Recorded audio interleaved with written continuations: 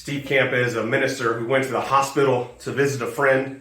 He said when he got there, the staff asked if he would try to talk to another person who had been brought in. She had suicidal tendencies and had been beaten badly.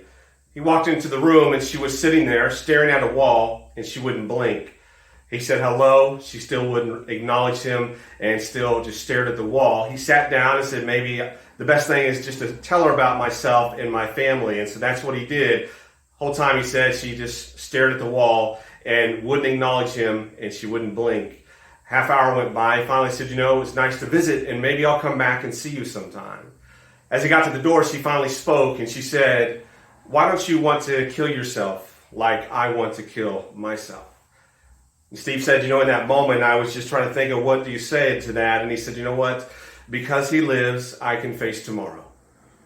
And she said, I'd like if you would come back. And so over the next few days, Steve did that. And he shared with her about the love of God and the hope in Christ. And after a few weeks, she was free from that depression and those pains. And she went home, released from the hospital, transformed.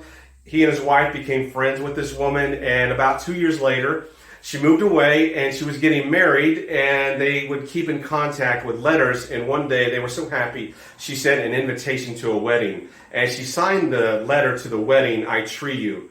And Steve and his wife said it was amazing to go to the wedding. Here was this person who had been so much in pain and now completely transformed and just elated and just having this beautiful wedding. And when it was over, they hugged and cried. And he and his wife said, we're so happy for you and so glad to see your life turned around. He said, I do have a question though.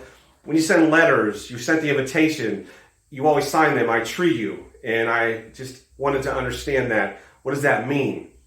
And he said this woman who had all this pain in her life, she said, what? People say I love you. And sometimes the people that say that are the ones that do the worst things. So I have to say I don't really know what love means. But if I look at a tree, I can acknowledge and feel that and say that's beautiful. And I can relate to that. And so that's why I say I tree you. And she said, I do have a question though, Steve. Are there any trees in the Bible that you talk about? And Steve said, there's the most amazing tree in the Bible. And Jesus died on that tree so that you and I can be free from sin, free from pain, free from the past, free from anything and everything that stops us from being who we are meant to be in him. So on this day, as we celebrate that he is risen indeed, may truly we know how much his grace pervades all things and his love is eternal.